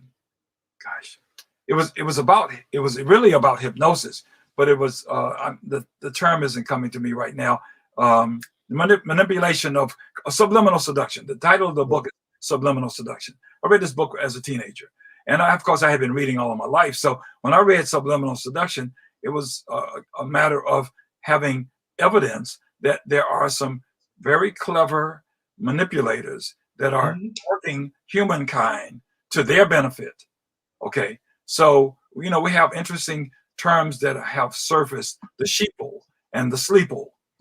Right. Those terms are actually quite accurate assessments of how people find themselves herded towards an abyss of unconsciousness. So that particular source file that I wrote that day was simply my protest piece, where I was saying to anybody listening, if I may, you might want to reel yourself in. You might want to consider not renting out that space in your mind. And you might want to consider listening to the still voice within. And it is my contention, if we find our way to that still voice within, there can be no deceit. One cannot be deceived. There's no trickery afoot in the forest of dreams that can fool a person who is sitting in that place of stillness and silence. So that's what that particular piece was about, freeing one's mind. In other words, not renting out any more space in one. As you were saying that, I was thinking about the gentleman who wrote a book that I had to read in my college years and everything, who was actually a Canadian, who was a gentleman by the name of Herbert Marshall McLuhan. And he was the man that kind of came up with that whole phrase of the medium is the message and wrote a number of books about that. So he was actually one that believed kind of what you're talking about. There was a lot of ways that the media manipulates the masses. Absolutely. Yeah, it's been going on for centuries. One of the things that some of us have learned in our studies of human consciousness is that the color purple was used for a reason.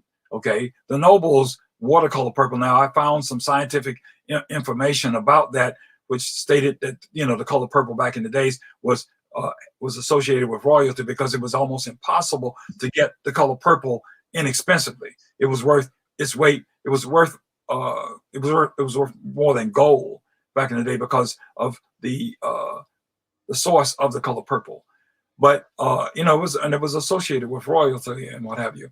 But we have a lot of trickery afoot, and it's been going on forever. Everybody knows that in the background something is playing, which is suggesting that we should buy more or think this or fear or whatever. Those Right. kinds of subliminal seductions have been going on for decades, and it has been used against humankind. And it hasn't been criminalized, which is crazy and perhaps even unfortunate. But I would say that the manipulators of the masses, I think that their days are numbered. And if I have anything to do with it, they're out of business tomorrow. Oh, good. Or, So definitely they or, definitely need to be out of business tomorrow. I agree. I think we saw one of the master manipulators leave office several weeks ago, and hopefully he will not be trying to come back in another 4 years and everything, because he was definitely doing a lot of that manipulation. But like you said, he wasn't the only one. I remember even Reagan doing some, and a number of other folks through the sands of time just in my years of existence. if you only knew some of the backstories, we can't talk about any of that stuff, but some of the backstories of this manipulation, it's really astonishing.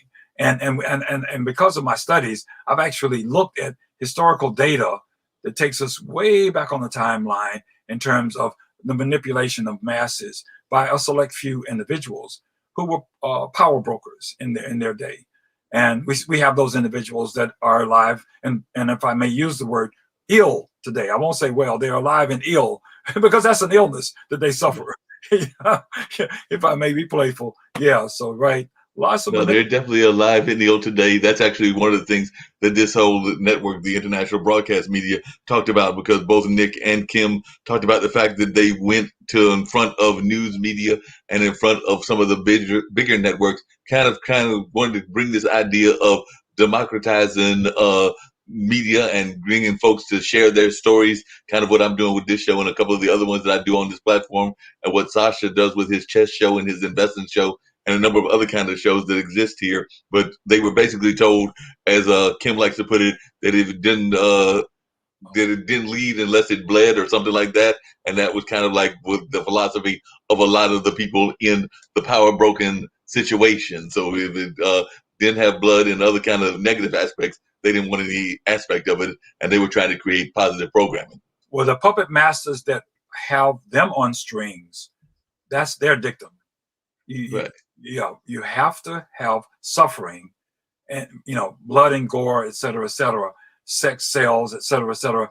That has to be part of what's being fed to the masses, because as long as the masses can remain seduced into what I call fear, corralled into fear, they experience not knowing. One's true self and one's divine self is not going to be engaged until fear is subjugated, reduced, eliminated from the equation. Lots of people are walking in fear. Lots of people are being conditioned to walk in fear for the simple purpose of feeding a select group of vampires that are at the top of the food chain. And there's nothing more that can be said about that. Yeah, because the other thing that I'm just curious of your thoughts about this, but Zach, my funk musician friend, talks about this, as do a couple of other friends. But it also seems that not just those walking in fear, but we also have a lot of folks that are kind of like walking around almost in a zombie-like status and everything. So they're not quite in fruition with themselves. I'll put it that way. So definitely not just the controllers, but sometimes these folks that are being way overly controlled and therefore are not even their selves themselves, their selves. That's my thoughts, but I'd love to hear yours. I'm happy to be able to say that if I do encounter people like that, they're brief encounters. I really don't want to make any type of declarative statement on that subject, simply because we have some serious problems afoot. I'm thinking about all of the plastics and all of the plastics that and all of the effects that plastics have upon humans. Mm-hmm. That's one of the side effects of modern technology. Excuse me. We have contamination of water, we have contamination of air. So much is happening. One of the things that many people were excited to see was the elimination of a lot of pollution in the air once this global lockdown took place. And so there were people actually singing praises about the global lockdown because of the elimination of so many toxins in the environment. Now, we could do better. We don't need a global lockdown to become mindful of our actions, which includes the things that we dump into the ocean as a collective, um, the trash that we throw out our windows, eh, et cetera, et cetera. I mean, these simple acts that we see committed where there's unconsciousness involved, a lack of a sense of connecting the dots between an act of throwing something like trash out onto the street or on the floor for that matter. Um, Gosh, man, I could go. I was working in Winston-Salem State once, and a young lady in her car threw some trash out her window, and I said, Miss young lady, I said, you dropped something, and that was my way of saying, hey, do something about it. She rolled her eyes at me, and of course ignored me, and I said, okay, well, but we have this programming where people are programmed to disregard the actions that they're taking as being negative actions. Okay, so and this programming, which is what we're touching on, it's extreme, and but we could spend a whole hour talking about the programming. Yeah. Oh yeah, the program is definitely very prominent, everything out there, and definitely a lot of folks are being programmed on a regular basis, unfortunately, and all of that. But I agree with you that there's a lot of programming out there, and we've got to find ways to have folks like yourself that are doing the battle and trying to deprogram a lot of these folks that have been programmed and all of that. One of the things I was going to have was letting folks know how they can reach you and everything. So I was going to bring up the website. So there it is, vandornhinnant.com. So they can definitely check out the website and definitely see a lot of the amazing work that I've been sharing and everything. So I was going to bring that up and also bring up the light weaving as well. And I've always been wondering where that term came from. So I would love to hear you talk about where you came up with the title light weaving and what that means. Okay. Well, from the ancient Yaqui sorcerers that Carlos Castaneda studied with, we have these things called strands of awareness. So in certain people, I've never done peyote and I've never done mushrooms or any of this good stuff, but people have these amazing experiences of seeing these strands of awareness, what I'll call strands of awareness, during these moments when they're having these, I'll even call them mystical experiences. Okay, so light weavings simply means that I'm taking light and weaving it into a recognizable pattern. It's as simple as that. So it's a metaphor for weaving light. Okay, I mean, in other words, I don't know how to say. I'm speaking metaphorically when I say light weaving. I'm weaving light, making something that you see lines, you see lines that are references to strands of awareness. And one of the things about my work, and people will see this at light weavings, if you see these lines emanating from a circle or whatever, those lines actually represent consciousness. They represent strands of awareness. And they represent light. So in the ancient iconography from the Judeo-Christianity, where you have these halos around the heads of these illuminated beings, these halos represent the auric field, the light that emanates from these beings. And so I'm actually suggesting that light is emanating from everything, and everything is a quality of consciousness. We can't necessarily see the light with our physical eyes, but the light is emanating from it anyway. And so if some of you have studied some of the, I'll call it some of the truer science that was made available to us by some of the pioneers of torsion physics and some of the pioneers of orgonite. The man's name eludes me right now, but the man who brought us orgonite from Europe, he actually found a way to photograph these little light, these tiny lights, and he had a name for it, and I'm not recalling it.